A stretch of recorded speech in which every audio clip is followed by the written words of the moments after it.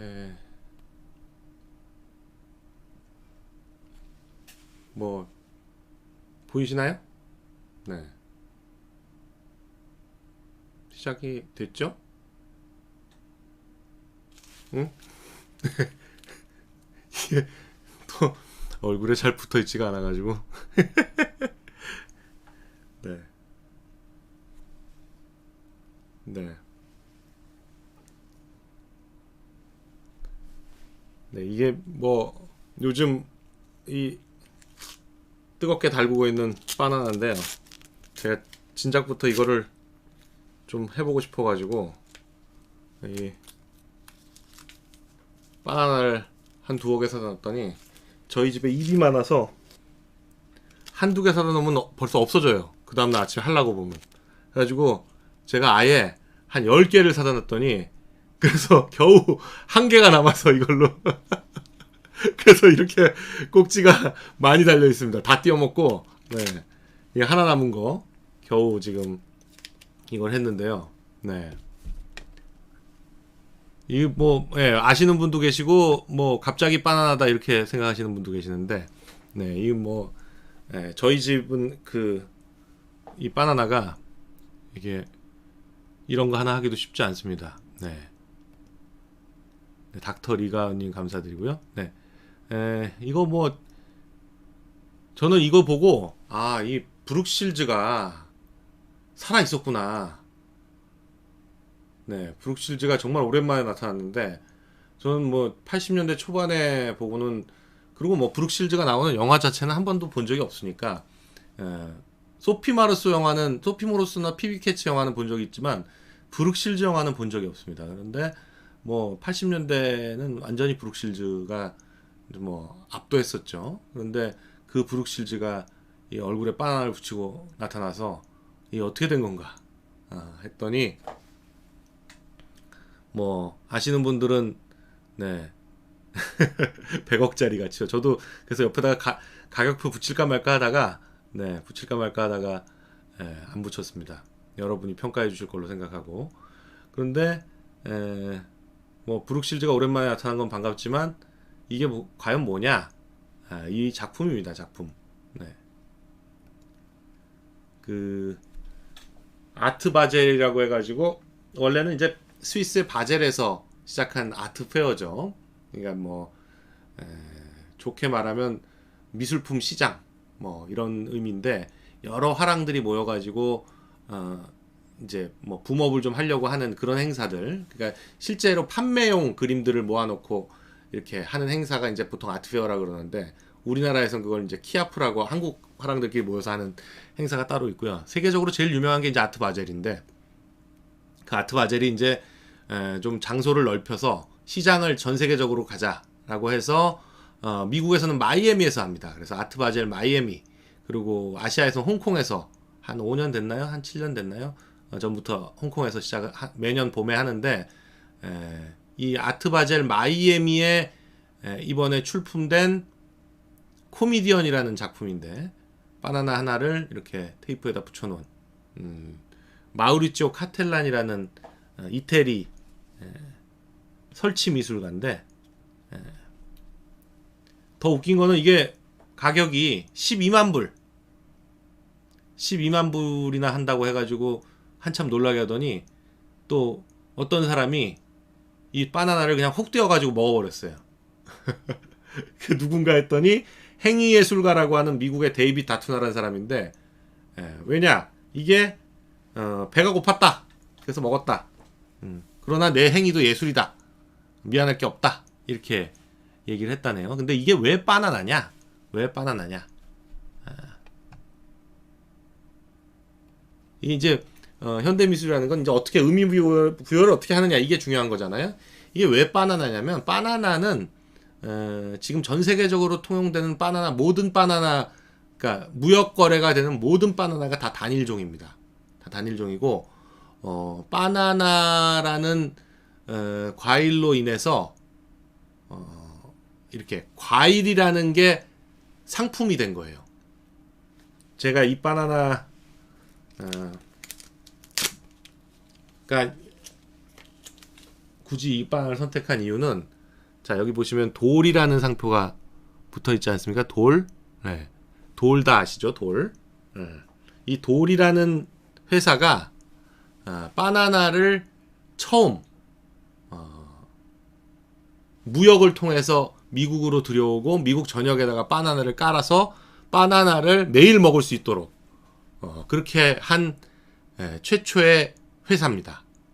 최초의 회사고, 그래서 돌이 전 세계적으로 가장 큰 이제 과일 회사가 됐는데, 그 이 바나나라는 그 과일 자체가 그래서 세계 무역을 상징하는 거예요. 이 마우리치오 카텔란이라는 이 설치 미술가도 아마도 제가 읽은 책하고 같은 책을 보고 아마 이걸 구상했을 텐데, 바나나라는 책이 있거든요. 바나나라는 책이 바나나에 관한 모든 걸 다룬 건데, 그 바나나가 어떻게 해서 상품이 됐는지, 바나나를 어떻게 그 식탁 위에 올리기 위해서 그 이제 카리브해에 있는 그 섬들 또는 뭐 중남미에 있는 플랜테이션 농장, 바나나 플랜테이션 농장에서 바나나들을 대거 생산해 가지고, 아니면 뭐 마이애미나 이런 데죠. 대거 생산해 가지고 그걸 미국 사람들 식탁에 올리기까지의 과정, 그리고 바나나가 왜 단일 작물, 단일 품종의 단일 작물로 전 세계적으로 키워지게 됐는지, 뭐 이런 것들을 다룬 책이 있는데, 그걸 보면 어떤 그 식품의 세계화, 뭐 이런 것들, 전선희의 찬스님 감사합니다. 이태원년 미술관님 감사합니다. 그리고 황대진 건축가님 감사드리고요. 뭐 그런 걸 다룬 거거든요. 그래서 이게 상징적으로 의미가 있는 거고, 그런 걸 다룬 작품이죠. 네. 뭐 오늘은 현대 미술로 시작을 해봤는데요. 어찌됐거나 현대 미술은 이제 이걸 그냥 보는 거, 보고 즐겁고 아름답고 미술적이다, 뭐 이렇게 그런 거보다도 그 안에 담긴 의미를 어떻게 해석하느냐, 이런 것들이 더 중요해지고, 결국 뭐 내가 말하고자 하는 거를 어떻게 잘 돌려서 표현해내느냐, 뭐 이런 것들이 되죠. 그래서 지금 이것 때문에 뭐 전 세계적으로 하여간 이 패러디 열풍이 불었는데, 벽에다가 뭐 두리안 붙여놓고 뭐 가격표 붙인 데도 있고, 또 똑같이 12만 불 이렇게 붙이기도 했고요. 아니면 뭐 감자칩을 붙여놓고 0.01유로 이렇게 했다고 하기도 하고, 그래서 전 세계적으로 지금 패러디가 벌어지고 있다고 하네요. 네.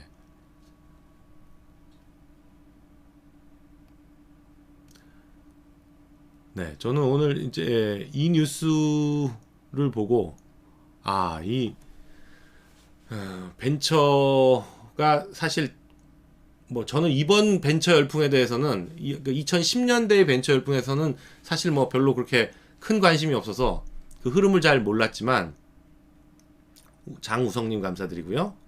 90년대 말에 제가 처음 변호사 시작할 때는 그때 한참 또 벤처 열풍이 불었었죠. 그때 뭐 다음이니 뭐니 뭐 새로운 기술이니 뭐니 해가지고 막 어마어마한 벤처 열풍이 불었었는데, 그러고 나서 또 다시 한 10몇 년 만에 이 벤처 열풍들이 불어서, 사실 21세기 들어와서 재벌 반열에 오른 회사는 네이버하고 미래에셋 아니겠어요? 네이버는 어떤 그 인터넷 포탈이라는 거를 상징하는 거고, 미래에셋은 금융 분야에서의 새로운, 그러니까 IB,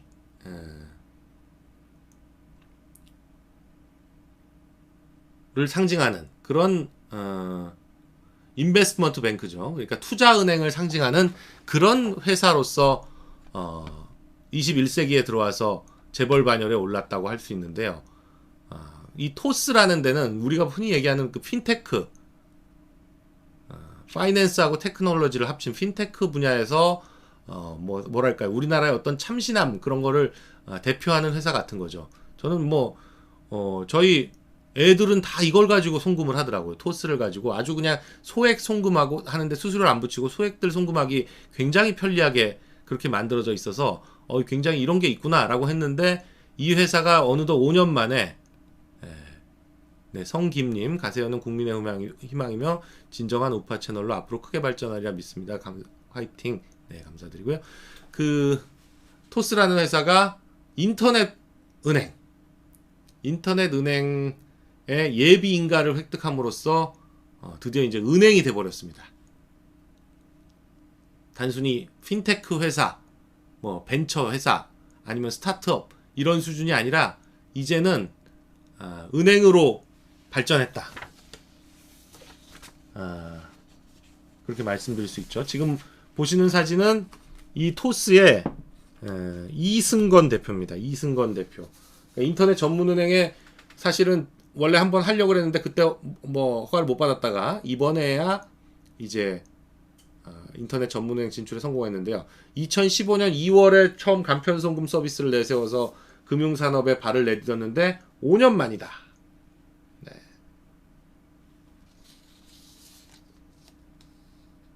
이 이승건 대표는 치과 의사 출신이에요. 치과 의사 출신.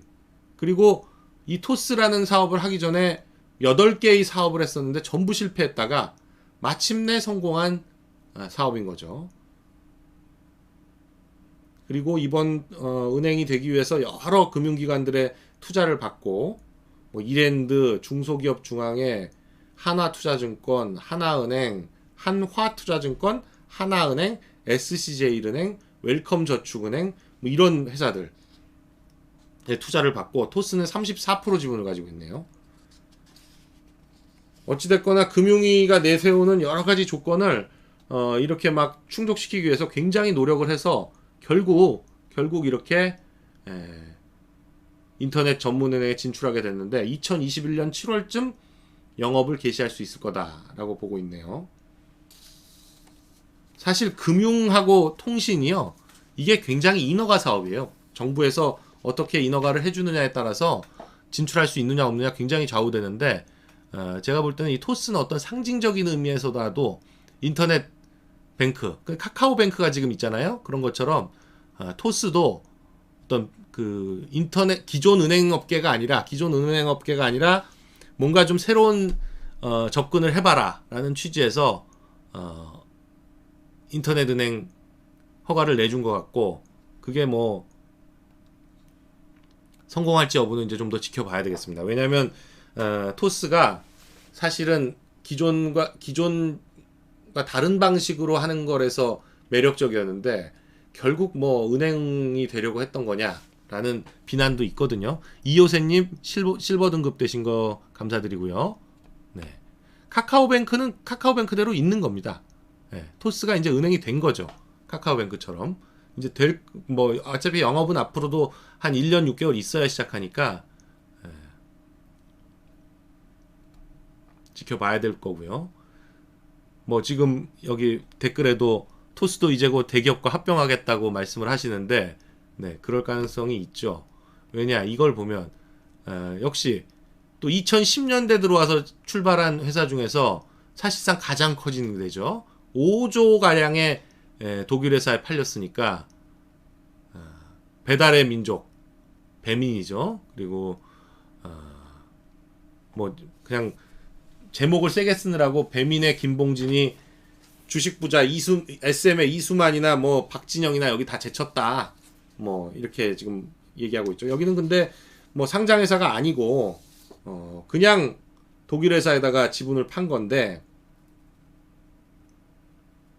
대단한 거죠. 뭐 사실 김봉진 대표의 개인 보유 지분은 지금 최소 1,900억이고 최대는 4,750억 가치가 될 걸로 봐서 최소 1,900억이라고 하더라도 이수만 SM이 1,607억 원, 박진영 JYP가 1,415억 원이니까 16일 종가 기준으로요. 거기보다 많다. 뭐 이런 거죠. 사실 SM이나 JYP 거의 20년을 했는데 배달의 민족 단 10년 한 것 치고는 굉장히 큰 성과죠.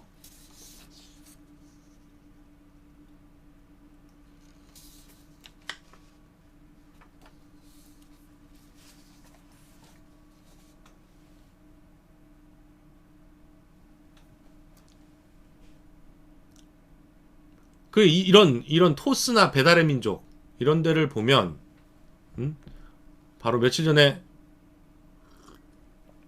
돌아가신 구자경 회장, 네, LG의 2대 회장이었죠. 그러니까 LG의 초대 회장이 구인회, 그리고 그 장남이 구자경, 그리고 그 장남이 구본무인데 구본무 회장은 작년인가요? 이미 돌아가셨죠. 그리고 그 구본무 회장의 아버지인 구자경 회장이 며칠 전에 돌아가신 건데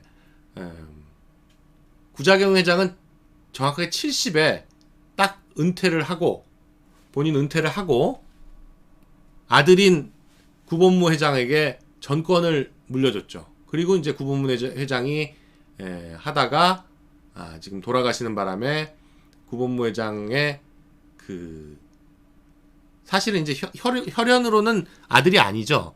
구광무 회장은. 왜냐면 구본무 회장 아들이 고등학교 때 뭐 이렇게 사망했습니다. 고등학교 때 사망을 해서 구본무 회장의 직접 혈연은 아니고 구본무 회장의 동생 구본능 희성 회장의 아들인 구광모 씨를 이제 입양을 했죠. 입양을 해가지고 아들로 삼아서 그렇게 해서 이제 지금 구광모가 이제 회장이 된 거죠. 네, 실버로 업그레이드 하셨는데 글씨가 잘 안 보이네요. 네, 감사드리고요. 근데 이런 전통적인 재벌들 지금 구자경 회장과 정주영 회장이 사돈이 됐다고 해가지고 만나서 이제 처음 사돈이 됐다라고 해서 1996년에 찍은 사진인데 네, 이런 전통적인 회장들을 보면 뭐 집무실에 신독 휘호가 있고 뭐 구자경 회장은 뭐 언제나 뭐 기름때 묻은 옷을 입은 무슨 현장 노동자 같은 그런 분위기를 풍겼다. 뭐 그리고 70회 은퇴에서도 버섯 농사 뭐 이런 것들 그리고 장학 사업 이런 거에 매진했다. 이런 식으로 지금 이제 포장인지 하여간 그런 식으로 얘기를 하죠. 그런 식으로 기업에서 홍보를 하는데 그런 20세기적 기업들과 이런 배민 김봉진 대표 같은 경우에는 보십시오. 이 뭐 머리가 대머리인지 몰라도 빡빡 밀고 이런 뿔테안경 끼고 커피 들고 있는 모습이나 또 이승건 대표 같은 경우도 그렇고 확실히 그 20세기 재벌과 21세기 재벌은 뭐가 좀 다르다. 한 시대가 같다. 이런 느낌을 받습니다. 경제계에 있어서. 네.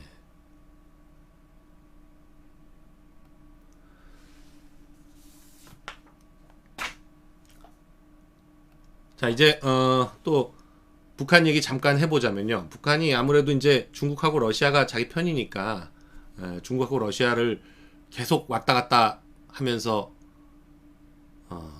뭔가 이루어내려고 협상을 하더니 결국 중국 러시아가 유엔 안보리에 북한에 대한 제재를 일부 해제하자 이런 결의안을 제출했습니다. 여기에는 남북 철도 사업이라든지 아니면 근로자 송환이라든지 이런 것들을 좀 해제해주자라는 게 포함이 되어 있는데 이게 해제가 안 되면 사실 올 연말까지 북한이 외국에 보냈던 근로자들을 전부 돌려 귀국시켜야 되는 지금 그런 상황입니다.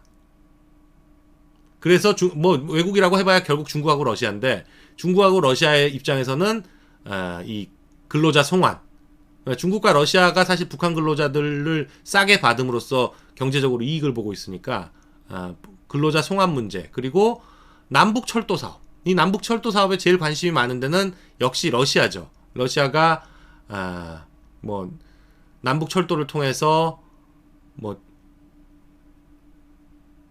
트랜스 사이베리아 그러니까 TSR이라 그러죠. 트랜스 사이베리안 레일로드라고 하는 시베리아 뭐 운항하는 그 철도 뭐 이런 게 활성화되지 않겠는가 뭐 이런 생각도 하고 또 그리고 러시아는 사실 그 극동지방 극동 러시아라고 불리는 지역 이쪽 그 블라디보스톡을 포함해서 이쪽 연해주 지역 또 그 위쪽으로 해가지고 뭐 이런 데를 다 합쳐서 약 750만 정도밖에 살지 않아요. 러시아 인구에서 10분의 1도 채 살지 않습니다. 극동 러시아 지역에. 그런데 이 극동 러시아하고 맞대고 있는 중국의 동북 삼성 지역, 뭐 흑룡강성, 지린성, 그리고 요녕성, 이쪽 라오닝성, 뭐 헤이룽장성, 지린성 이렇게 돼 있는 동북 3성에만 1억 5천만이 살거든요. 그러니까 러시아는 굉장히 이 극동 연해주 지역을 결국 중국에게 뺏기지 않겠는가 하는 두려움이 계속 있습니다. 그러면 어떤 의미가 있느냐? 지금 러시아의 유일한 부동항은 흑해에 있는 그 동계올림픽을 치른 지역 있죠. 흑해 지역에 있는 항구. 근데 거기가 유일한 부동항인데 그 항구도 사실 그 보스포러스 해협에서 터키한테 막히면 나갈 수가 없어요. 굉장히 뭐 그냥 결국 흑해 안에서만 놀게 돼 있습니다. 그러니까 답답하죠.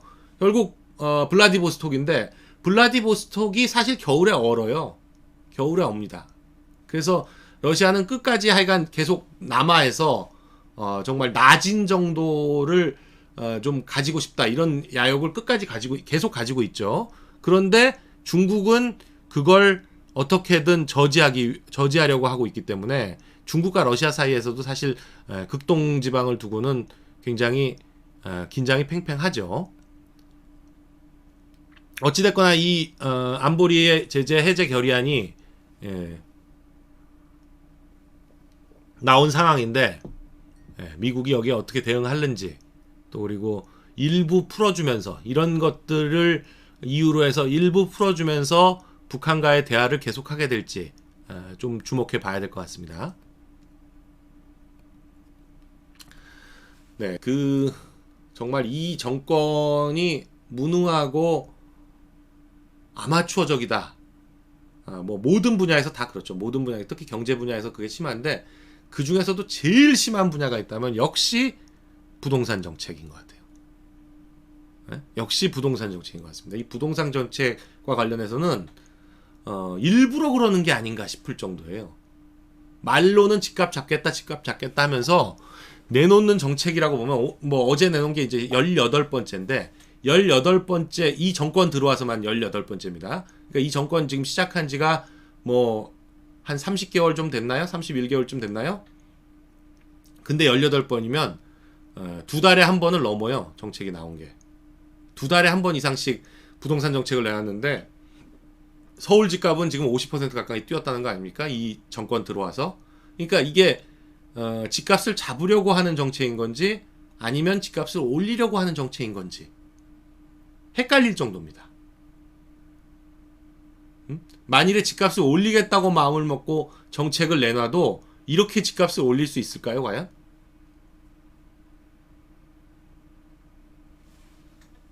이건 무능한 건지 아니면은 뭐 바보인 건지 뭔지를 모르겠는데, 예?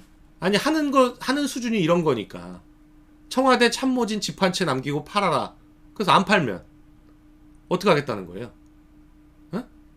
6개월 내 처분을 지시했는데 안 팔면 아니 이거 뭐 2년 반 전에 처음 정권 시작할 때부터 집 팔라고 그러지 않았었어요? 그때는 팔라고 안 했나? 그랬는데 아무도 안 팔았었잖아요. 저런다고 팔겠어요?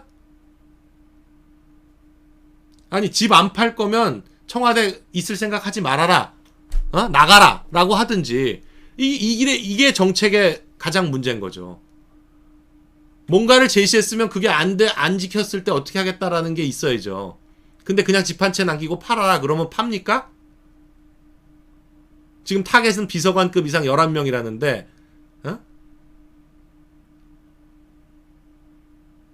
아니 그리고 흑석 김우겸 선생은 이건 수사를 해야 될 입장이에요. 제가 볼 때는 그 공개 매매 형태를 해가지고 취해가지고 정말 기가 막힌 타이밍에 팔았는데 본인이 과연 이번에 흑석동이 분양가 상한제에 지정이 된다는 걸 몰랐을까요?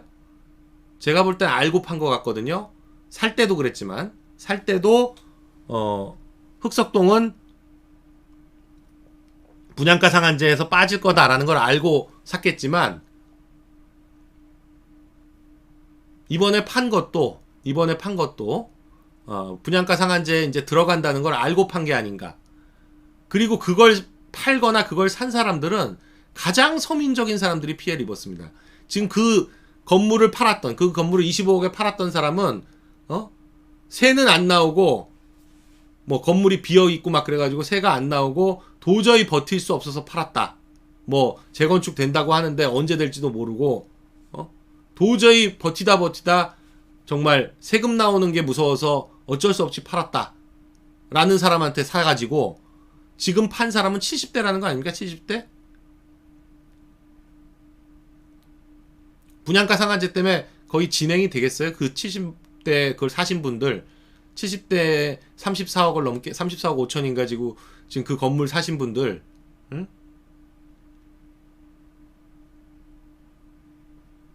이 생에서 그 건물로 득볼 수 있을까요? 과연?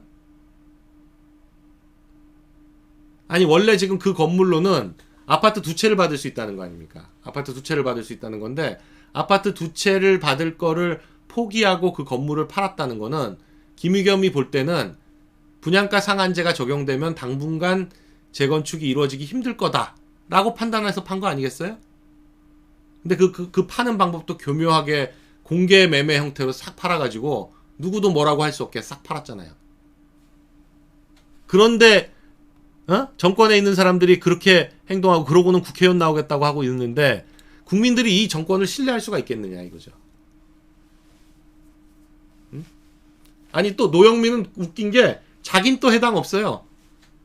노영민도 집이 두 채입니다. 본인 지역구에 한 채 있고 또 뭐 서울에 한 채 있고 집이 두 채가 있는데 본인은 수도권에 두 채를 가지고 있는 게 아니라서 본인은 해당 안 된다는 거예요.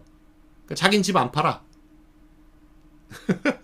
아니 팔 거면 노영민부터 자기 서울 집부터 팔면서 청와대에 있는 사람들 보고 팔으라 그래야지 그게 말이 되는 거지. 저건 그냥 대국민 어떤 뭐야 쇼지. 집 팔아라 그러는 건 대국민 쇼지. 저게 뭐 그러니까 총선용 그냥 쇼예요. 총선용 쇼에 불과하지 진짜로 뭔가 팔으라는 게 아니라는 거는 노영민도 알고 그걸 얘기 듣는 청와대 사람들도 다 알고 있죠. 절대 안 팔 겁니다 아마. 절대 안 팔죠. 그리고 지금 어떻게 팔아요? 15억 이상 대출이 안 되는데 살 사람이 어떻게 사요? 현금 다 들고 있는 사람 아니면. 결국 거래 절벽이 일어나죠.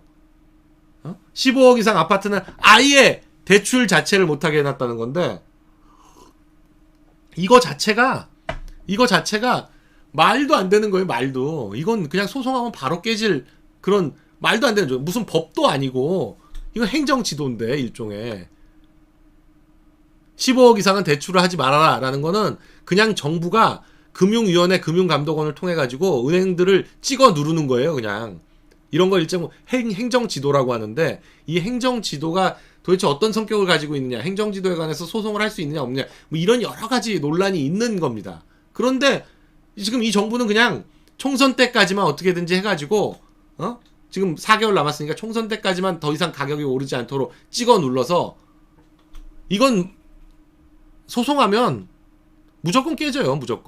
무조건 깨지는 건데 근데 소송해서 그 깨질 때까지 한 1년 걸리니까 1년 동안은 어떻게든 유지할 수 있다 이런 거죠. 그러니까 정책을 이런 식으로 개판으로 하니까 대한민국이 엉망이 되는 거죠. 아니 무슨 독재 국가도 이런 독재가 있나요? 말도 안 되는 독재죠. 세상에 이런 그걸 정책이랍시고 내놓고 앉았으니까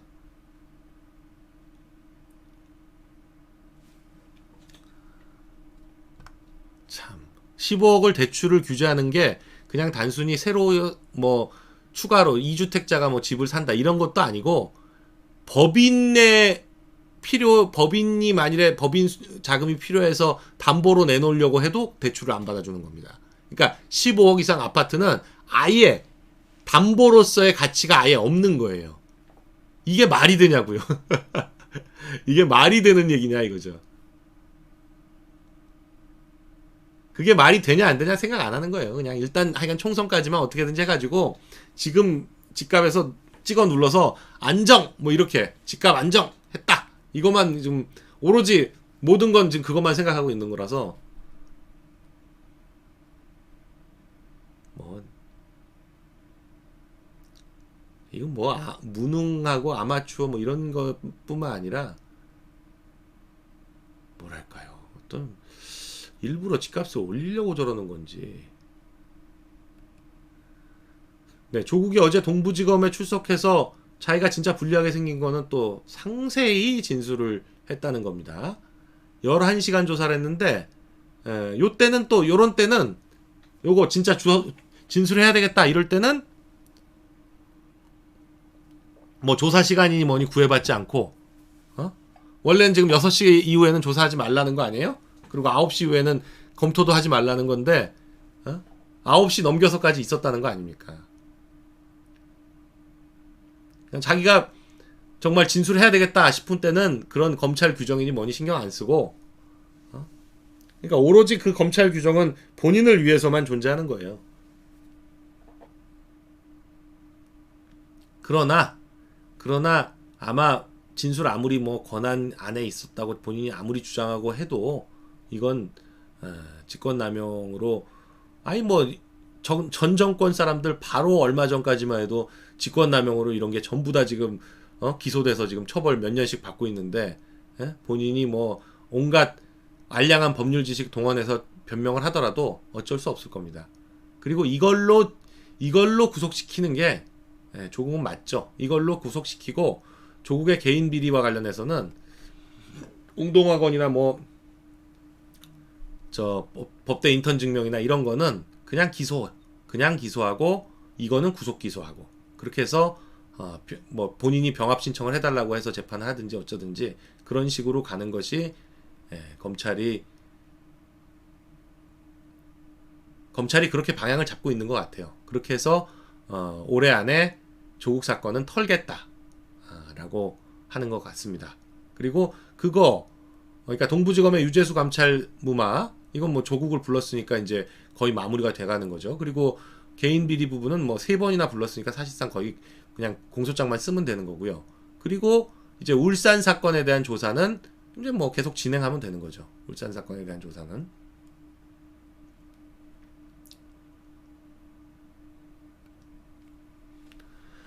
네, 인원고 정말 이 학생 한번 불러다가 인터뷰를 좀 해야 될 것 같은데 세상에 그 처음 그걸 발표했던 그 학생에 대해서 최화랑 군이었던가요?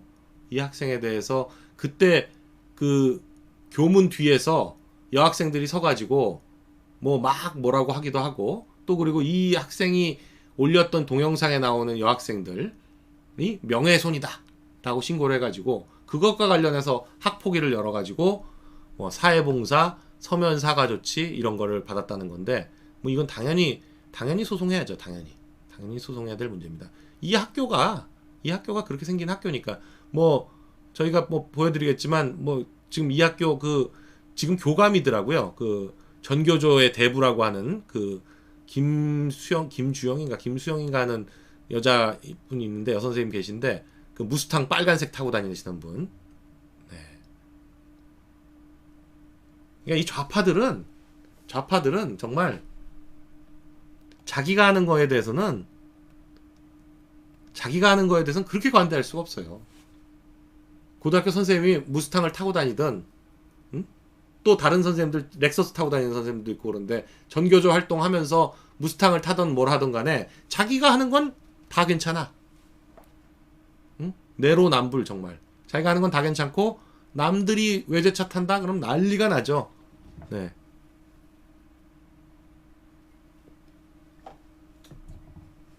정말 아주 용기 있는 학생입니다. 저희가 뭐 어떻게든지 좀 격려의 차원에서라도 인터뷰를 해서 한번 상황을 좀 들어보도록 하겠습니다. 네. 오늘부터 총선 예비 후보 등록 시작입니다. 오늘부터. 그러니까 120일이죠. 120일이 남은 건데 오늘부터 총선 예비 후보 등록인데 선거법 자체가 룰이 정해지지 않아가지고 후보들은 죽을 맛이죠. 도대체 지역구가 몇 개가 되는 건지 비례는 어떻게 하는 건지 알 수가 없는 상태에서 그리고 당 이름이 지금 유지가 될지 안 될지도 몰라요. 더불어민주당은 뭐 오늘부터 후보 등록들을 하겠죠. 후보 등록들 해서 뛰어도 되겠죠. 더불어민주당은 당 이름을 안 바꿀 테니까. 아마 정의당도 당 이름을 안 바꾸겠죠. 그러나 그 중간에 있는 당들 뭐 바른미래당이니 뭐니 뭐 또 그리고 뭐 저 유승민이 하는 거 그쪽에서 당 다 뛰쳐나왔는지 탈당을 했는지는 모르겠는데 유승민이 하는 무슨 뭐 새 보수당인지 하는 그거 뭐 이런 당들 그리고 자유한국당도 제가 어제도 말씀드렸지만 1월 달에는 당명을 바꾸겠다. 지금 그러고 있어서 결국 그쪽 당명 바뀔 당들로 출마하려는 분들은 이거 뭐 명함이랑 플랜카드를 만들어야 돼 말아야 돼. 명함이야 뭐 얼마 안 하니까 지금은 그냥 뭐 자유한국당 이렇게 새겨가지고 하다가 당명 바꾸면 그때 가서 바꾸면 되는데 분명히 또 당 색깔도 바꿀 거란 말이에요. 지금 빨간색에서 다른 색깔로 바꾸려고 할 텐데 그러면 이거 또 어떻게 되는 거냐. 사실 지금은 이름 기억하기도 쉽지 않은데 어떻게 해야 될까 지금 막 고민이 많죠. 그래서 아마 뭐 자유한국당 내에서는 플랜카드는 하지 마라. 플랜카드는 돈이 많이 드니까 이 건물에 크게 다는 그거에 굉장히 비쌉니다. 몇백 들어요. 잘못하면. 그러니까 하지 말아라 라고 하는데 그러면 더불어민주당은 뭐 거의 한 달 먼저 출발하는 게 되는 거고 자유한국당 후보들은 이게 이름 알리려면 아무리 못해도 두세 달 걸리는데 지금 넉 달밖에 안 남았는데 그 중에 한 달을 지금 거의 허송세월을 하면 그 자체로 출발선 자체가 굉장히 지금 늦어지는 그런 결과가 될 것 같습니다. 좀 불리하죠. 네, 저희 이 뉴스 김용호 부장도 이 뉴스를 지금 추천을 해줬는데 참 웃긴 게 연예 뉴스도 얼마나 전문성이 필요한지 알 수 있는 대표적인 뉴스입니다. 연예 뉴스도 전문성이 필요하다는 걸 보여주는 대표적인 뉴스다.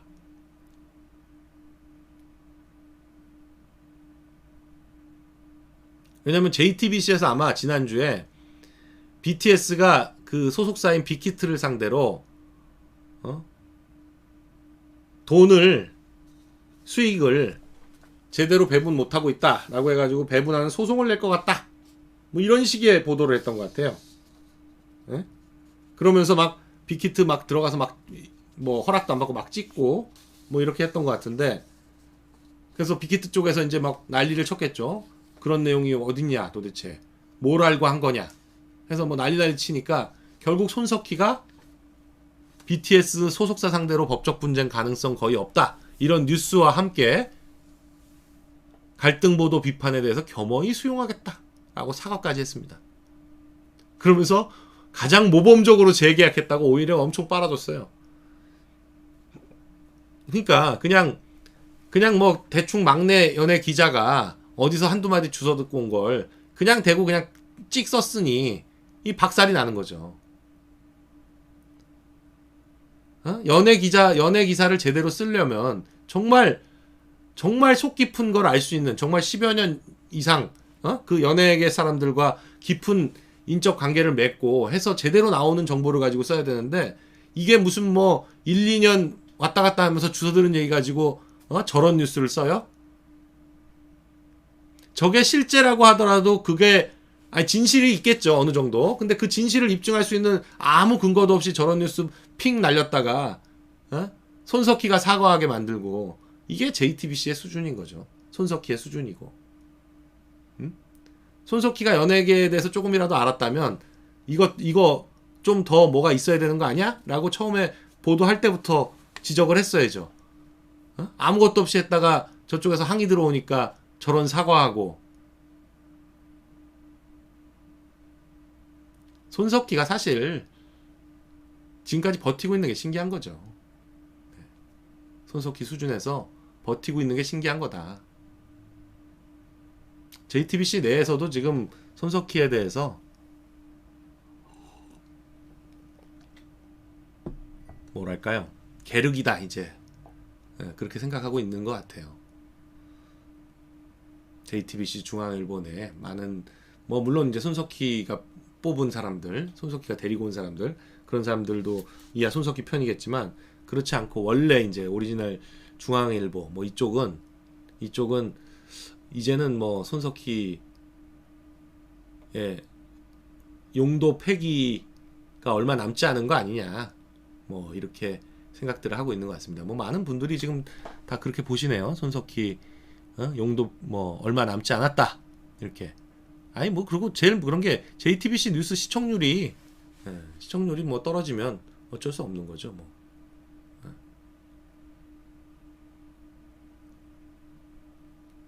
우리 김세희 대표가 맨날 얘기하는 거 아닙니까? 맨날 얘기하는 거. 손석희 아나운서 출신이라 써준 거 읽던 사람이 갑자기 무슨 뭐 굉장히 수준 있는 앵커 된 것처럼 그래서 기자들한테 자꾸 원래 하기로 돼 있지 않은 거 물어본다는 거 아니에요. 그렇게 해서 기자들 맞보내는 게 이 사람 취미라고.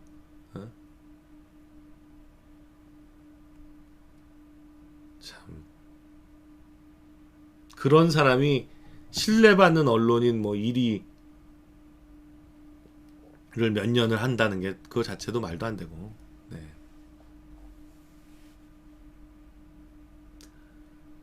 네. 김건모에 대해서 뭐 또 추가로 뭐 폭로가 나왔는데 뭐 추행을 당했다. 뭐 이런 폭로가 나왔네요. 그 정배우라는 유튜버가 그 김건모한테 추행을 당했다는 여성과 통화를 해서 그 통화 내용을 아마 방송을 한 모양인데 방송 내용이 오늘 이제 기사로 많이 뜨고 있습니다. 네. 뭐 저희에게도 지금 여러 종류의 추가 제보가 있는데 에, 이제 뭐 이 정도를 넘습니다. 저희가 받은 추가 제보는 지금 이 유튜버 정배우라는 유튜버가 공개한 정도의 내용이 아니라 이거를 훨씬 뛰어넘는 수준의 추가 제보들이 두 개쯤 있는데 저희가 아직 지금 바로 공개하지 않고 있는 거는 좀 더 확인을 하고 이렇게 그냥 단순 통화해가지고 이런 정도로 해서 하는 것보다는 좀 더 확인을 하고 해야 되겠다라고 해서 지금 하고 있는데 그 두 분은 이분하고는 다른 분이에요. 이분은 보니까 내용이 전혀 다릅니다. 저희가 받은 제보와 저희가 지금 알고 있는 것과는 전혀 다른 내용이라서 뭐 이런 정도 내용의 추가 제보는 이런 정도 내용은 김건모 씨와 관련해서 굉장히 많다. 굉장히 많다. 뭐 그거 저희는 알고 있고요. 이건 이제 뭐 사실 뭐랄까 이걸 강제추행으로 고소하기는 좀 힘든 그런 정도 법률적으로 하기는 조금 힘든 정도의 내용이고 저희가 이제 받은 제보들은 다 이제 추가 고소가 가능한 정도. 그러니까 누가 봐도 법적으로 봐도 형법적인 문제가 될 만한. 이건 이제 이런 내용에 대해서는 뭐 논란이 좀 있을 수 있거든요. 논란의 소지를 없애기 위해서 저희가 굉장히 여러 가지로 확인을 한다.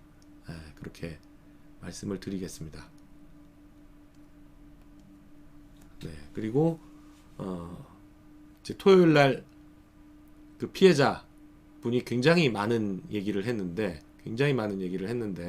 그 얘기들과 관련해서 지금 강남경찰서 여청팀에서 수사력을 총동원해서 지금 많은 수사를 진행하고 있다. 그분이 얘기했던 내용들을 기초로 해가지고 일단 그 내용이 사실인지 아닌지 확인을 해야 되니까 그런 것들을 확인하는 과정에서 굉장히 광범위한 수사를 진행하고 있다라는 말씀을 드립니다. 이게 검찰과 경찰의 차이가 있다면 경찰이 인력이 훨씬 많거든요. 인력이 훨씬 많습니다. 검사실은 검사 한 명에 보통 뭐 수사관 1명 내지 2명 정도로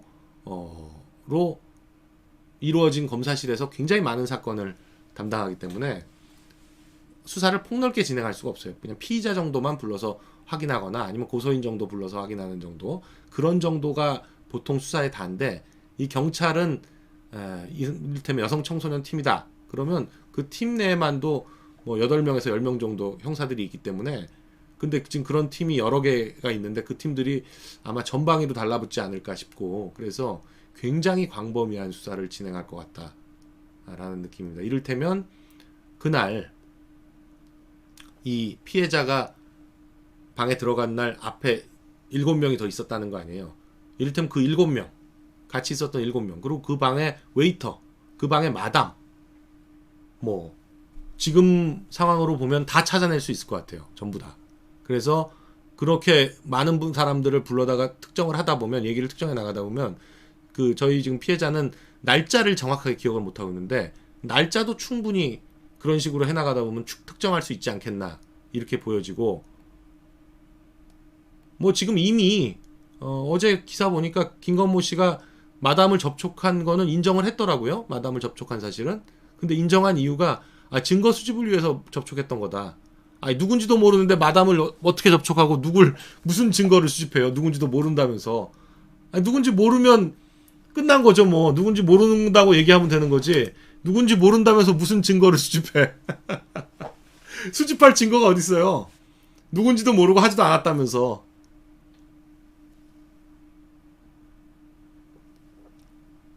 네, 그래서 저희는 이미 이제 이미 저희 손을 떠났다.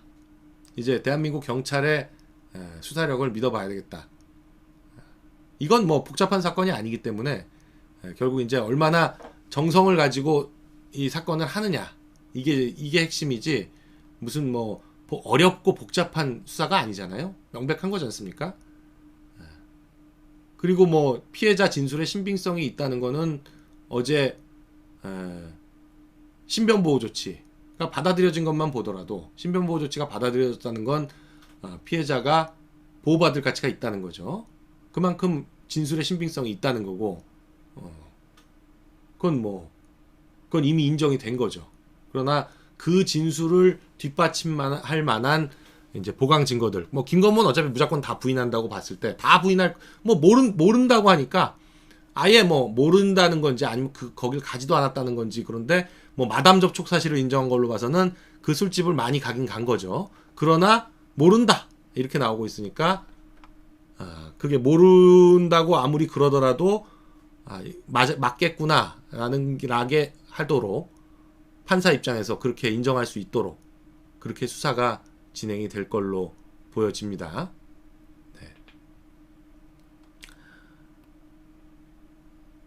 네, 저희 인천 강연회 이번 주 일요일입니다. 이번 주 일요일인데 이제 뭐 5일 남았네요. 5일 남았는데 홈페이지를 통해서도 입장권 신청이 가능하시고요.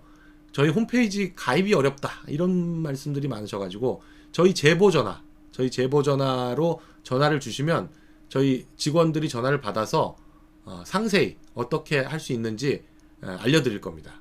네, 그 뭐 홈페이지 가입이 아니더라도 어떻게든 저희 강연회를 참석하실 수 있도록 하는 방법을 알려드릴 테니까 홈페이지 가입이 좀 귀찮거나 어려우시다 그러면 전화를 주십시오. 전화를 주셔서 뭐 여러분 같이 오실 거면 뭐 석장이든 억장이든 신청을 해주시면 그러면 저희가 전화로 다 할 수 있도록 할 테니까 전화를 주시면 됩니다. 이제 한 300장 정도 남았으니까 5일이니까 이게 지난번 대구 강연에도 부산 강연에도 보니까 막판에 가서 확 팔리더라. 확 신청이 들어오더라고요. 그러니까 아마 이제 오늘부터 본격적으로 전화를 받기 시작하니까 이제 본격적으로 될 텐데 오시면 굉장히 많은 얘기들이 기다리고 있기 때문에 또 제가 열심히 준비하고 있습니다. 또 여러분께 새로운 얘기 전해드릴 수 있도록 꼭 저희 인천 강연에 많이 기대해 주시고 인천에 계신 분들이나 또 인천 주변 지역에 계신 분들은 많이 관심을 가져주시기 바랍니다. 네.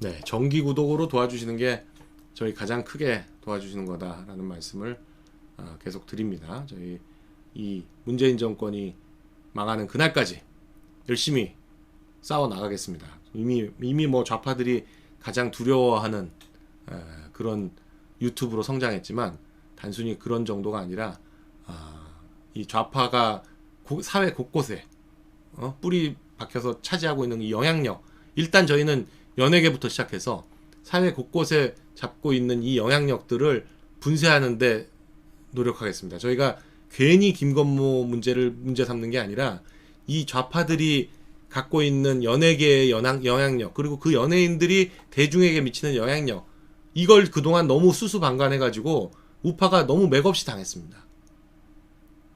그런 반성하에 저희는 연예계부터 일단 좀 기울어진 운동장을 좀 평평하게 만들어야 되겠다, 이런 생각을 가지고 있습니다. 그래서 저희가 열심히 뛰고 있는데 욕도 많이 먹지만 그만큼 이제 뭐 연예인들 사이에서 어설픈 좌파 행세했다가는 큰일 나겠구나, 손해를 보겠구나, 이런 인식이 퍼져나가고 있다라는 얘기가 들립니다.